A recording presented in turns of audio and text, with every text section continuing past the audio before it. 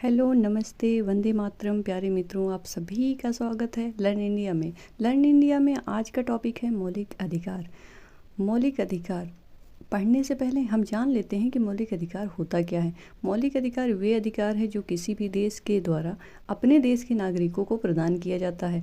मौलिक अधिकार अगर ना हो, हमारे पास मान लीजिए मौलिक अधिकार ना हो, तो ये जो हम कहीं भी निवास करने की जो स्वतंत्रता है, शिक्षा का अधिकार है, खाने पीने की, जीवन जीने का, ये सारा जो अधिकार है हमारा, ये अधिकार हमारे पास नहीं होगा तो हम अपने आप को असुरक्षित महसूस करेंगे। इसलिए ये हमारे मौलिक अधिकार बहुत ही ज़रूरी हैं। और एग्ज़ाम के पॉइंट ऑफ व्यू से मैं बता दूं कि हर एग्ज़ाम में 3 से 4 क्वेश्चन मौलिक अधिकार के आ ही जाते हैं। अगले वीडियो में मैं उन क्वेश्चन को लेकर ज़रूर आऊँगी जो कि अभी तक एग्ज़ाम में आए हुए हैं। इससे आपको अंदाज़ा हो जाएगा कि ये टॉपिक कितना इम्पोर्टेंट है। इसको आज अगर आप अच्छे से समझ लेते हैं, अंत तक बने रहते हैं मेरे साथ, तो आने वाली वीडियो में जब मैं इसके क्वेश्चन कराऊँगी तो आप बड़ी आसानी से कर ले जाएंगे। तो आप बड़े ही ध्यान से इसको समझ लीजिए, बस समझना है, रटना नहीं मेरे भाई।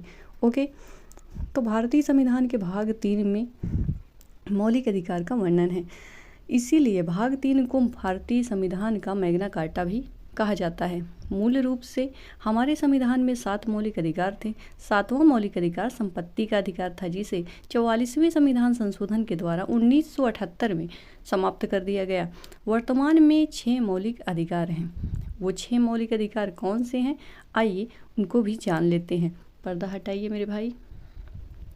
तो ये हैं वे 6 मौलिक अधिकार: समानता का अधिकार, स्वतंत्रता का अधिकार, शोषण के विरुद्ध अधिकार, धार्मिक स्वतंत्रता का अधिकार, संस्कृति एवं शिक्षा संबंधी अधिकार और संवैधानिक उपचारों का अधिकार। ये 6 मौलिक अधिकार हैं जिनके आधार पर ही हम अपना जीवन निर्वाह कर पा रहे हैं एक बेहतर ढंग से। तो इनके अनुच्छेद भी हम देख लेते हैं। समानता का जो अधिकार है वो अनुच्छेद 14 से लेकर 18 के बीच में है। स्वतंत्रता का अधिकार, ये स्वतंत्रता आप सही कर लीजिएगा थोड़ा। स्वतंत्रता का अधिकार अनुच्छेद 19 से लेकर 22 तक है। शोषण के विरुद्ध अधिकार अनुच्छेद 23 से लेकर 24 तक है। धार्मिक स्वतंत्रता का अधिकार अनुच्छेद 25 से लेकर 28 तक है। सांस्कृतिक एवं शिक्षा संबंधी अधिकार 29 से 30 के, और संवैधानिक उपचारों का अधिकार अनुच्छेद 32 तक है। ये मेरी छोटी सी ट्रिक है। जब भी मैं इसको याद करती थी तो ऐसे याद कर लेती थी, यस यस यस DSS, बड़ी ही आसानी से मुझे हमेशा के लिए याद हो चुका है। आप भी चाहें तो याद कर सकते हैं, या आपके पास कोई बेहतर ट्रिक है तो आप वैसे याद कर सकते हैं, पर इम्पॉर्टेंट बहुत ज़्यादा है। समानता का अधिकार यानी यस, फिर स्वतंत्रता यस, शोषण यस और धार्मिक D, सांस्कृतिक यस, संवैधानिक उपचारों का अधिकार लास्ट यस।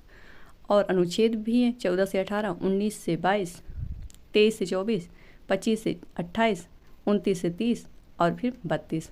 और वो जो संपत्ति का अधिकार, जो कि अब एक कानूनी अधिकार बन के रह गया है 301 के अंतर्गत, वो अनुच्छेद 31 के अंतर्गत ही रखा गया था। यहाँ पर आप देख पा रहे हैं ये क्रम से हैं सारे, पर अनुच्छेद 31 नहीं है।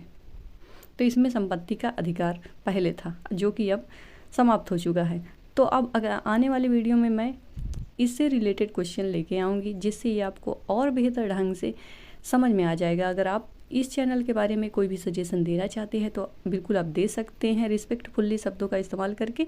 ओके, मिलते हैं अगले वीडियो में, तब तक के लिए जय हिंद।